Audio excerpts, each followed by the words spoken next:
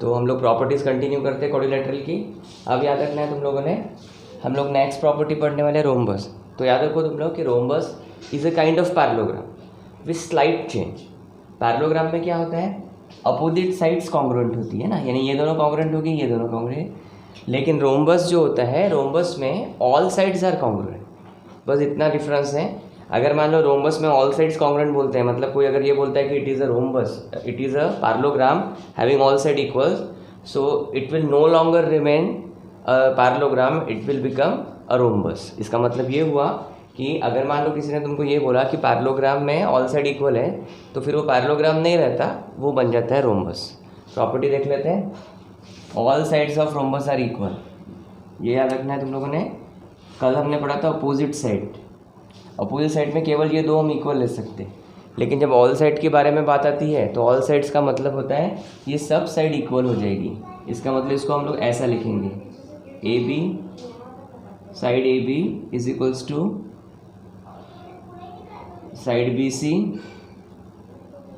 Side B C equal to side C D equal to side A D. ठीक है, ये all side equal हो गए। Opposite sides of rhombus are equal. Opposite sides of rhombus are equal का मतलब होता है opposite angles. ये प्रॉपर्टी बिल्कुल रोम्बस जो प्रॉपर्टी है बिल्कुल पैरेललोग्राम की ही प्रॉपर्टी है। इससे ये पता चलता है कि ये पैरेललोग्राम हुआ करता था। अभी ये रोम्बस है बट इसमें पैरेललोग्राम की ये प्रॉपर्टी है, इसका मतलब ये पैरेललोग्राम से ही आया हुआ है, ये सिद्ध होता है। Opposite angles of a rhombus are equal, इसका मतलब है angle A is equals to angle C और फिर angle B is equals to angle D.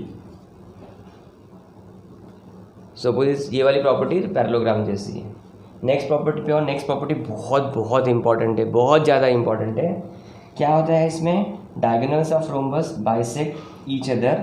इतना तो हम लोगों ने सभी प्रॉपर्टी में पढ़ा है, ठीक है। सो इसमें मैं डायगोनल बनाता हूँ, ये डायगोनल और ये डायगोनल, ठीक है, दोनों डायगोनल है, इसे ओ पे इंटरसेक्ट कराते हैं।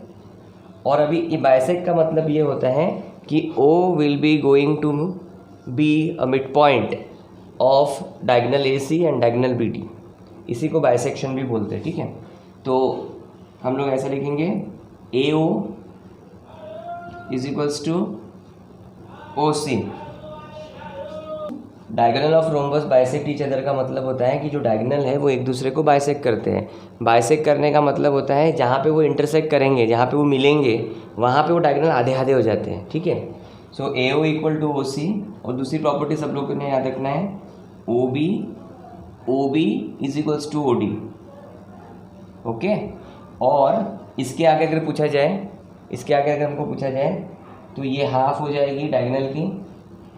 पहला डायगोनल का नाम क्या है, इसी, और ये हाफ हो जाएगी दूसरा डायगोनल के, ये डायगोनल बी डी, ओके। देखो अभी हम लोग स्क्वायर की प्रॉपर्टी पढ़ते हैं, तो इसमें ध्यान में रखना है स्क्वायर और रोम्बस से बिल्कुल ही क्लोज रिलेटेड फिगर है, जैसे पैरेललोग्राम और रेक्टेंगल थी। तो अभी इसमें रखना है कि स्क्वायर की प्रॉपर्टी है all sides of square are equal. अभी पढ़ा all sides of rhombus are also equal, all sides of square are equal. इसका मतलब तुम ये साइड पे अगर 8 लिखते हो तो बिल्कुल 8 लिखते हुए चले जाना है सब साइड के ऊपर।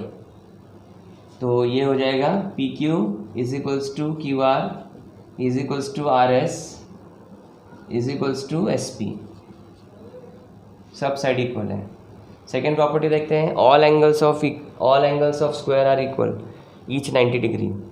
देखो ये वाली प्रॉपर्टी रेक्टेंगल में भी थी कि सब एंगल्स इक्वल होते हैं। एंगल्स जब इक्वल होते हैं तो 90 के ही होंगे वो सारे एंगल, ओके। तो ये अब यहाँ पे लिख दूंगा मैं, angle P is equals to angle Q is equals to angle R is equals to angle S।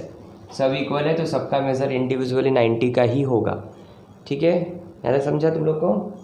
ये प्रॉपर्टी को बहुत ज़्यादा इंपॉर्टेंट याद रखना है, क्योंकि इसमें बाइसेक्शन भी है, एट राइट एंगल्स भी है, और ये एक्स्ट्रा है। तो इसमें याद तुम लोग कैसा रखोगे, पहले ये याद रखना है, डायगोनल इसके बाइसेक्ट करते हैं भाई। डायगोनल बाइसेक्ट करने का मतलब क्या बताया था, क्या बताया था देखो, डायगोनल बाइसेक्ट ईच अदर का मतलब क्या बताया था कि ये दोनों डायगोनल जहाँ पे इंटरसेक्ट करेंगे वहाँ से वो आधे आधे हो जाएंगे। जैसे दोनों डायगोनल ओ पे इंटरसेक्ट कर रहे हैं तो ये डायगोनल आधे आधे हो जाएंगे। तो देखो इसमें बाइसेक्ट ईच अदर का मतलब P O is equals to O R, O Q is equals to O S. Figure में देख लो, P O is equals to O R, O Q is equals to O S.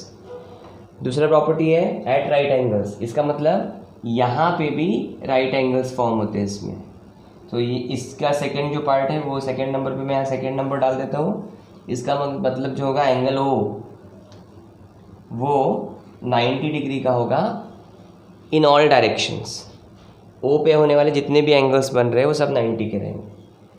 और तीसरा जो part है इसमें, ये तीसरा पार्ट होगा ऑल्सो दे आर कॉन्ग्रुएंट। इसका मतलब तीसरा पार्ट जो होगा इसका मतलब ये हुआ कि ये जो पी आर डायगोनल है, डायगोनल पी आर जो होगा वो पूरी तरह से इक्वल होगा डायगोनल क्यू एस के साथ। मतलब ये वाली जो प्रॉपर्टी है ना, ये प्रॉपर्टी पिछली फिगर में नहीं थी। पिछली फिगर में मतलब रोम्बस में ये था डायगोनल इक्वल होते हैं, रोम्बस में ये था कि वो 90 पे बाइसेक्ट करते हैं, लेकिन रोम्बस में ये नहीं था। ये बिल्कुल गांठ बांध लो तुम लोग। देखो इसमें कॉर्नर्स पे भी 90 होते हैं और बीच में भी 90 होता है। While in case of rhombus there is right angle at the centre not at the corners. Okay, so write down this. So ये हम लोग की 5वीं फिगर है। उस हिसाब से देखा जाए तो एक और फिगर आती है काइट, लेकिन काइट के बारे में इंफॉर्मेशन नहीं रखी तो भी चलती है। ट्रेपेजियम तक हम लोग को याद रखना है।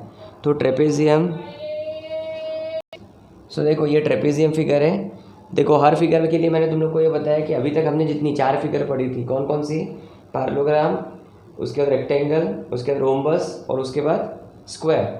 मैंने इन सब फिगर के लिए बोला था ये सब पैरेललोग्राम से आई है, पैरेललोग्राम ही है, लेकिन ये पैरेललोग्राम नहीं है। याद रहे, trapezium is never be a parallelogram because definition of parallelogram says opposite sides should be parallel. Here in this case of trapezium only these two sides, but means one pair of sides are parallel while the other sides are non parallel. मतलब ये हुआ कि ये दोनों parallel है लेकिन ये दोनों पैरेलल नहीं है, इस वजह से ये ट्रेपेजियम कभी भी पैरेललोग्राम नहीं हो सकता। ओके, तो इसकी प्रॉपर्टी देख लो, केवल एक साइड पैरेलल होगी। अब अगर एक साइड पैरेलल है, ठीक है, और अगर सपोज तुमको पता चल गया कि ये दोनों इक्वल है, तो सबसे पहले तो ट्रेपेजियम को एक नया नाम मिल जाता है आइसोसेलेस ट्रेपेजियम। बिल्कुल आइसोसेलेस ट्रायंगल के जैसा। आइसोसेलेस ट्रायंगल में बताया था ये दो साइड इक्वल है तो आइसोसेलेस ट्रायंगल। ट्रेपेजियम में अगर ये दो साइड मतलब कौन सी साइड है, वो नॉन पैरेलल साइड। ये नॉन पैरेलल साइड अगर कॉन्ग्रुएंट है तो वो आइसोसेलेस ट्रेपेजियम बन जाता है। ओके, सेकेंड प्रॉपर्टी, ये तो तुम लोग को पता है, parallel and interior angle theorem पढ़े थे हम लोगों ने, कल ही पढ़े थे शायद। इसमें देखना कि ये दोनों साइड पैरेलल है, ये दोनों साइड पैरेलल, ये ट्रांसवर्सल ले लो तो ये दोनों कौन सा एंगल बनते हैं, इंटीरियर एंगल। इंटीरियर एंगल की सम 180 होती है। फिर ये दोनों पैरेलल हैं, ये ट्रांसवर्सल है, इसका मतलब यहाँ बनने वाले ये जो एंगल्स हैं इनकी सम 180 हो जाएगी। Okay, second property. Third property है कि अगर ये ट्रेपेजियम आइसोसेलेस ट्रेपेजियम है, इसका मतलब ये नॉन पैरेलल साइड अगर इक्वल है तब बेस एंगल्स इक्वल होते हैं। तो बेस एंगल में डी और सी इक्वल हो जाएंगे, और अगर हम लोग यहाँ से व्यू करें, उल्टी फिगर देखें, तो ये बेस एंगल होते हैं, तो वो भी आपस में इक्वल हो गए। लेकिन याद रखना केवल तभी जब ये आइसोसेलेस ट्रेपेजियम होगा। ठीक है, चलो इसको नोट कर लो।